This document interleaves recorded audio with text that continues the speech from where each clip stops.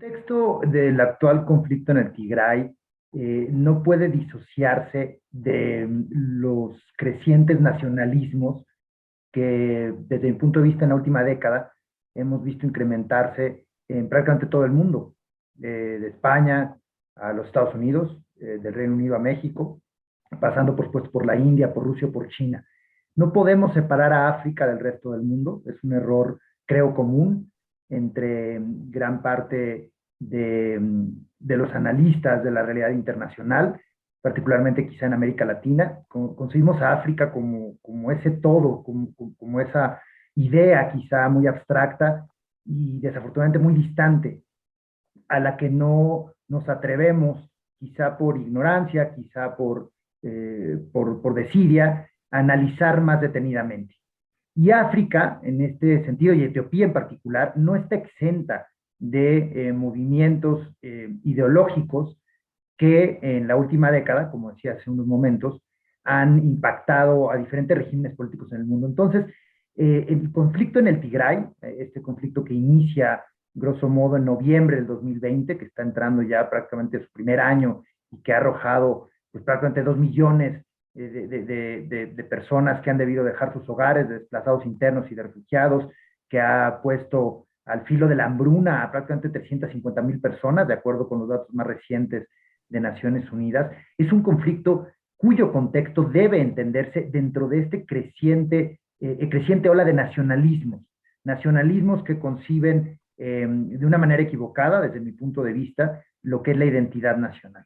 En ese contexto se inscribe el conflicto en el Tigray, y hablando ya particularmente del contexto etíope, pues se circunscribe a los planes que el presidente etíope, Abiy Ahmed, ha llevado a cabo desde que toma posesión hace un poco más de un quinquenio, y que están directamente vinculados con desarraigar al TPLF. El TPLF es el Ejército de Liberación del Pueblo del Tigray, del pueblo tigriña, son las siglas con las que se le conoce en inglés, el TPLF, de prácticamente pues todas las estructuras gubernamentales del país. Recordemos que el TPLF por más de una década, encabezado por supuesto por Meles Zenawi, el antiguo mandatario etíope, muerto en el 2012, fue el gobierno etíope, era sinónimo del gobierno etíope, y uno de los proyectos pues muy iniciales de la plataforma política que llevó a Abiy Ahmed al poder fue tratar de desenraizar o tratar de desvincular, mejor dicho, a un grupo político como es el TPLF del gobierno etíope, en aras de democratizar o de avanzar aún más en el proceso de democratización etíope iniciado desde la caída de Mengistu en el año 91. Entonces, mi respuesta a la pregunta iría en dos sentidos. El conflicto en el Tigray se circunscribe, por supuesto, dentro de lo que está sucediendo en todo el mundo, un movimiento de aislacionismos extremos que ha tenido diferentes representaciones en Europa, en América, en Asia, y que también lo vivimos en África, es decir, es parte de un proceso global quizá, en el que el péndulo pasa de abrazar la globalización, abrazar la internacionalización, el multilateralismo, a tener resquemores al respecto de estos procesos, a encerrarse, digamos, dentro del contexto nacional y a reforzar nacionalismos al extremo que desde mi punto de vista son equivocados. Eso por un lado. Y en el contexto ya más local, más interno etíope, se circunscribe en el proyecto de gobierno que Abiy Ahmed trae consigo al tomar las riendas del país, y que estaba directamente vinculado con erradicar, de cierta manera, la enorme influencia que por tantos años, más de una década, tuvo el TPLF en las riendas del país.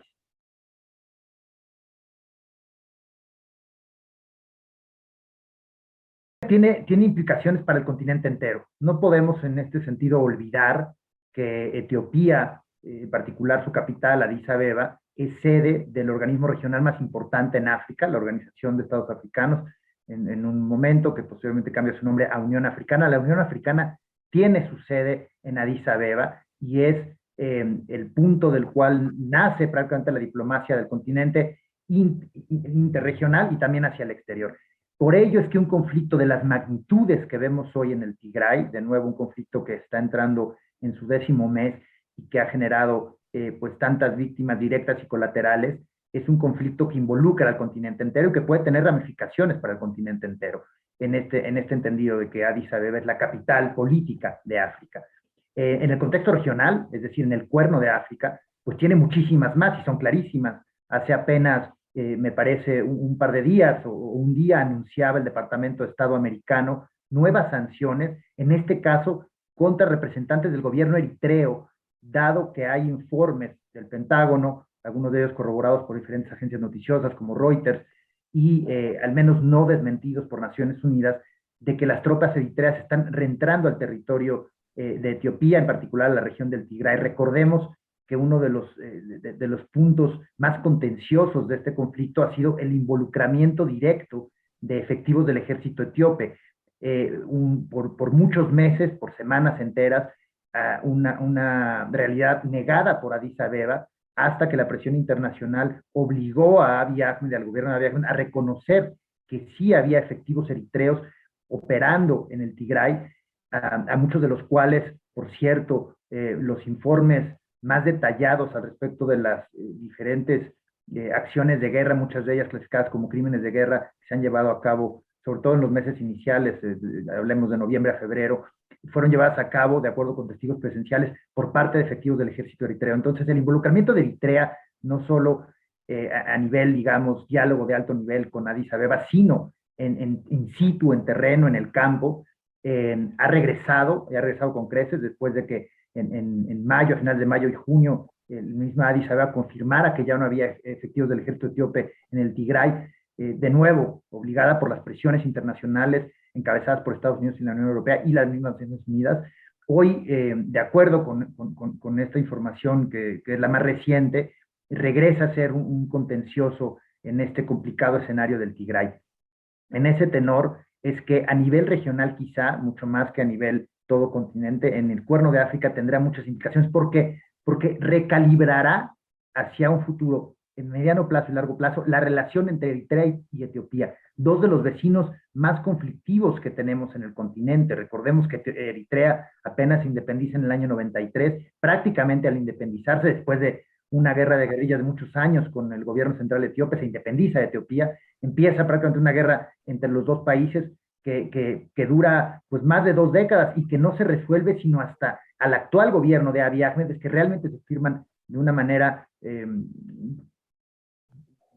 más integral unos acuerdos de paz de más largo aliento, razón por la cual, por cierto, el Comité del Premio Nobel de la Paz otorga en Oslo, Noruega, el Premio Nobel de la Paz a Abiy Ahmed por haber logrado finalmente una paz más duradera con Eritrea. Sin embargo, el involucramiento eritreo en el conflicto de Tigray recalibrará, y no sabemos necesariamente hacia qué lado de la balanza, esta relación tan contenciosa, y por otro lado tendrá implicaciones también enormes, o las tiene ya, con los otros vecinos etíopes, que son pues vecinos también, por así decirlo, un poco peculiares en términos de su historia reciente, sobre todo su historia política. Entendidos estos, por un lado, Somalia, y por el otro, si hablamos del este, Somalia, si hablamos del oeste, pues Sudán. ¿Por qué con Somalia? Somalia, pues desde el año 91, un país con grandes problemas, desde la caída de Siad Barre, un país que ha logrado, de cierta manera, y sobre todo por el involucramiento de la comunidad internacional, levantarse y tratar de construir pues una sociedad civil y de reconstruir un régimen político, un ejercicio que aún pende de un hilo porque hay elecciones pendientes hacia finales de este año, elecciones que se pospusieron en abril por la pandemia, y lo cual generó conflictos sanguinarios entre las diferentes facciones y las tribus que tienen control sobre diferentes estados federales de Somalia. Hay una población importante somalí en Etiopía. Las diferentes nacionalidades que conforman el escenario, el mosaico etíope, han también despertado de cierta manera ante el conflicto en el Tigray, que identifican como un conflicto étnico, como un conflicto nacional, y no son pocas las voces que llaman también a preocuparse en estas regiones federales de Etiopía ante posibles escenarios también de conflicto étnico en sus regiones. Y una región importantísima es la región somalí de Etiopía, fronteriza con Somalia. Por otro lado, Sudán, un país con el que Etiopía tiene, y sobre todo durante la última década, una relación un poco más ríspida por la construcción de este gran dam, presa, perdón, es la palabra en castellano, de la gran presa del Renacimiento, que es como se le conoce en Etiopía, un proyecto enorme con inversión china sobre todo, y que ha generado pues mucha rispidez en Egipto principalmente, porque es el que más se beneficia de los afluentes del Nilo, pero también y sobre todo en Sudán, que empieza a ver esto como una amenaza y puede quizás sumarse a la demanda egipcia de llamar a la comunidad internacional a poner un freno a este gran proyecto hidrológico etíope, el primero en su haber en la historia etíope sobre la cuenca del Nilo, llamándolo una amenaza a su seguridad interna. Sudán comparte una frontera larga, grande con Etiopía, comparable quizá a la frontera de México con los Estados Unidos, en la que ya desde noviembre de 2020 se ha recibido a decenas de miles de refugiados que vienen desde la región del Tigray, que no solo son tigriñas, también tenemos refugiados Amara, la región contigua. Ha aprovechado este contexto para renovar sus reclamaciones territoriales, una frontera que en una parte muy menor pero significativa aún no está definida porque hay demandas territoriales por parte de Sudán que arguye que campesinos etíopes a lo largo de mucho tiempo han estado ocupando estos territorios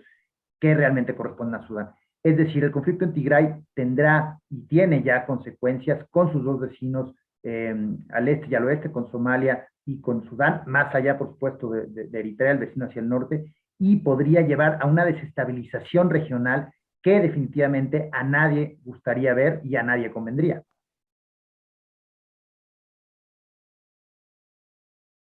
Hoy por hoy es prácticamente imposible separar el conflicto político del conflicto racial. Esto, hablábamos al inicio de la conversación, nace de la necesidad, yo creo, muy fidedigna por parte del nuevo gobierno etíope de Abiy Ahmed, de disasociar una organización política, el TPLF, del gobierno etíope. Yo creo, y a todos nos queda claro, no solo en el contexto etíope o africano, sino en el mexicano, americano, en el contexto global, una democracia sana, una democracia con miras a construir hacia futuro, es una democracia que se basa en la pluralidad. Y una democracia que no puede estar ligada a un solo partido político, a una sola facción política. Creo que una de las características esenciales e inherentes de la democracia como la entendemos, con todo y que es perfectible, porque sabemos que no hay modelo político perfecto, es esa pluralidad de ideas y sobre todo pluralidad de plataformas políticas. En Etiopía, desafortunadamente, y por su historia reciente, caído Haile Selassie, llegado Mengistu, implementada este ejercicio no exitoso de un régimen socialista, llega la revolución que tira Mengistu y se establece Meles Zenawi con el TPLF, y prácticamente lo que hace Meles Zenawi es conformar un Estado que no se entiende si en el TPLF.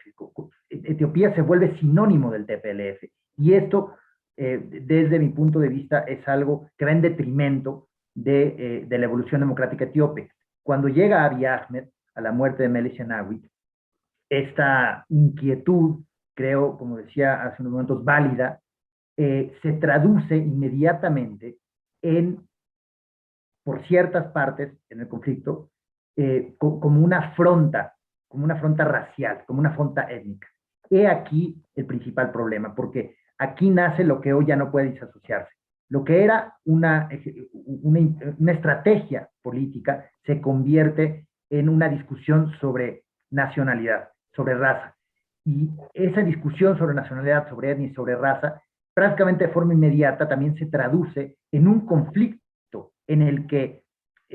con intereses quizá políticos, los tomadores de decisiones tratan de movilizar a diferentes partes de la población etíope. Y es el punto de no retorno, porque lo que vemos hoy en Etiopía, por encima de la coyuntura política, por encima de las aristas políticas que acabo de mencionar, se ha convertido ya en un conflicto interracial e interétnico. Las matanzas, por ejemplo, la gran matanza de Axum, que fue una de las primeras en registrarse en noviembre de 2020 en una de las ciudades más emblemáticas del norte de Etiopía, en el Tigray, la ciudad de Axum, ciudad que es importantísima, por ejemplo, en la historia de la antigua Abisinia, de los reinados de las dinastías etíopes, la ciudad donde presuntamente se guarda el Arca de la Alianza, y la ciudad a donde dentro de la narrativa identitaria etíope, pues se remite esa identidad nacional, es la ciudad del antiguo imperio aksumita, uno de los imperios más antiguos de los que tiene registro en el continente africano. Esa matanza, pues fue una matanza realmente entre amaras y tigriñas, ¿no? Dos etnias de las muchas que conforman el mosaico etíope. Hoy, por ejemplo, la etnia más grande por número de personas que pertenecen a esta etnia es la etnia Oromo. Esta etnia vive sobre todo en el centro del país, en los alrededores de Addis Abeba, la capital, y es una etnia que no está ajena tampoco a ese fuego nacionalista, a ese fuego mal dirigido que llama a despertar la identidad étnica por encima de la identidad nacional etíope. Etiopía, por decenios, por centenios me atrevería a decir, fue exitosa en conformar una identidad que fuera más allá de la identidad étnica, en donde la identidad étnica era sí parte de la individualidad, pero era una parte junto con muchos más factores que conformaba la identidad nacional etíope. El ser etíope no implicaba ser de una u otra etnia, el ser etíope implicaba una historia común, implicaba una diversidad lingüística, implicaba al final de una independencia, porque Etiopía, recordemos, junto con Liberia, es el único país que no fue objeto de la colonización durante esa carrera del imperialismo europeo en el siglo XIX por controlar el continente africano. Todo esto conformaba una identidad que no estaba directamente vinculada con una etnia. Eso lentamente ha ido cambiando. A la par, como mencionaba al inicio de la conversación, de estos movimientos étnicos y nacionalistas que vemos en otras partes del mundo, ¿no? Por mencionar algunos, el movimiento del procés catalán en España o el no resuelto asunto de la independencia política escocesa dentro del Reino Unido como país, por no hablar de América o de otros países de Asia o del Medio Oriente. Esto llega finalmente a África, se cristaliza en el caso etíope con la guerra en el Tigray y llega a un punto de no retorno. Entonces, desafortunadamente, y contestando la pregunta, creo que hoy es muy difícil separar la parte política de la étnica y probablemente el conflicto en el Tigray lleve en el corto o en el mediano plazo a otros conflictos de índole étnica en un país que es un mosaico de nacionalidades y que podría llevar a una crisis mucho más grave de las que podemos pensar y que pondría en juego el futuro de Etiopía como nación incluso. Yo dudo mucho que podamos ver una intervención en el conflicto del Tigray por parte de actores internacionales, fuera, por supuesto, de la acción humanitaria encabezada por Naciones Unidas y organizaciones como Médicos Sin Fronteras, que, por cierto, se ha visto muy entorpecida por no quiero llamar incapacidad, ni tampoco me atrevería a decir que es una falta de voluntad por parte del gobierno etíope, pero sí no ha habido la suficiente comunicación y de manera oportuna para permitir que la ayuda humanitaria llegue a quienes lo necesitan en el momento en que lo necesitan. Fuera de esa intervención con propósitos humanitarios,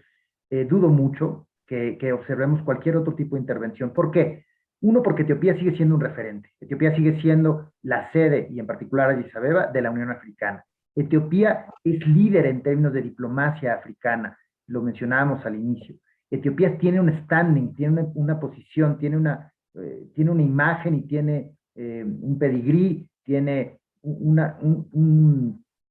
es observada desde Europa o desde los mismos Estados Unidos como un aliado. Etiopía no deja de ser un aliado en una zona en la que encontrar aliados no solo es difícil, sino prácticamente imposible. De nuevo, revisemos a los vecinos. Sudán, Eritrea y Somalia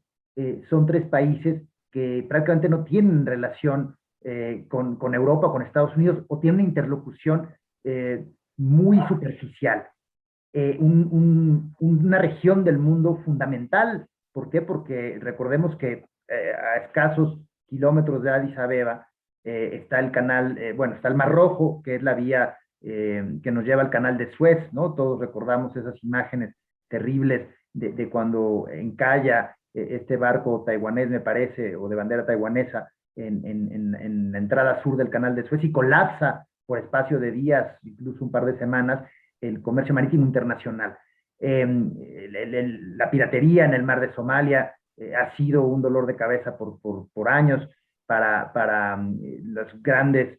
potencias internacionales. Es una región del mundo, tenemos la guerra en Yemen, ¿no? Una guerra que continúa al otro lado del estrecho de las Puertas del Diablo, como se conoce en árabe, que es el que separa a la península arábiga del Cuerno de África. Es decir, una región del mundo estratégica en muchos sentidos, en el sentido de la seguridad internacional, de la lucha contra el terrorismo, del comercio internacional y también de recursos naturales. Y un área en la que Occidente, pero también países como China, la India o Rusia, necesitan aliados. Y a falta de mejores aliados, o a falta de ningún otro aliado, está Etiopía, y Etiopía seguirá siendo el mejor aliado, incluso con un conflicto aún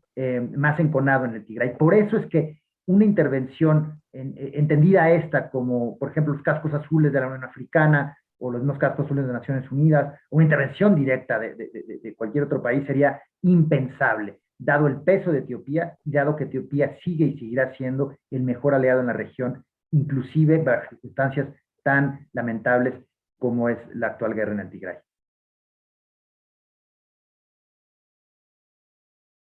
La perspectiva de solución depende necesariamente de las acciones que lleve a cabo Addis Abeba. Hay presión internacional, lo mencionaba hace unos momentos, apenas ayer, antes de ayer, el Departamento de Estado ha anunciado una nueva lista de sancionados, en este caso eritreos, pero también algunos etíopes, ambos miembros del gobierno, por su intervención en la guerra en el Tigray. Naciones Unidas ha sido muy vocal, el propio secretario general incluso poniendo en riesgo el voto africano para su reelección desde el inicio o desde que se dio a conocer estas terribles matanzas de noviembre y de diciembre de 2020, llamaba a Etiopía a tener una posición mucho más sólida en evitar que este conflicto creciera. La presión internacional está ahí. No creo que la presión aumente, dado lo que explicábamos hace unos momentos, el peso de Etiopía regional e internacional. Y en este tenor es que la solución involucrará necesariamente a la toma de decisiones de Abiy Ahmed, en particular del gobierno etíope. Creo que es claro, Samantha Powers, en representación del gobierno de Biden, estuvo hace algunas semanas en Addis Abeba intentando infructuosamente encontrarse con Abiy directamente, no lográndolo. La primera vez que un contacto de tan alto nivel no es recibido por la máxima autoridad en Etiopía. Eso ya manda un mensaje. Etiopía ha permanecido firme en su argumentación de que este es un conflicto interno, un conflicto que atañe a Etiopía, un conflicto en el que poco tiene que decir quizá la comunidad internacional, fuera, por supuesto, de garantizar la ayuda humanitaria. Pero también creo yo que Etiopía es muy consciente de que no puede jalar, en términos muy coloquiales, mucho más la liga. ¿Y por qué no puede jalar mucho más la liga? No necesariamente porque esto le conlleve a más sanciones o le conlleve a desencuentros con aliados tradicionales de importancia para él, como son los Estados Unidos o la Unión Europea, sino porque significaría un conflicto, significaría abrir la caja de Pandora, si no es que esa caja de Pandora ya está abierta. ¿A qué me refiero con la caja de Pandora? La caja de Pandora de los nacionalismos etíopes. Lo decíamos hace instantes, los Oromo, la etnia más numerosa en el país, una etnia que hace tan solo 5 años ya protagonizó conflictos étnicos en torno, por ejemplo, a la ciudad de Harar, con las minorías somalíes, con las minorías afar, con la misma minoría tigriña o con las minorías amaras. Por no hablar de las etnias del suroeste, perdón, del país, o de la misma minoría somalí. Creo que Etiopía, y en particular su actual gobierno, es muy consciente de que el problema en el Tigray puede divenir en problemas mucho más grandes para su propia sustentabilidad y para su propia continuidad como gobierno, como país, como idea de nación. Ahí, creo yo, es que está o que radica la solución al conflicto.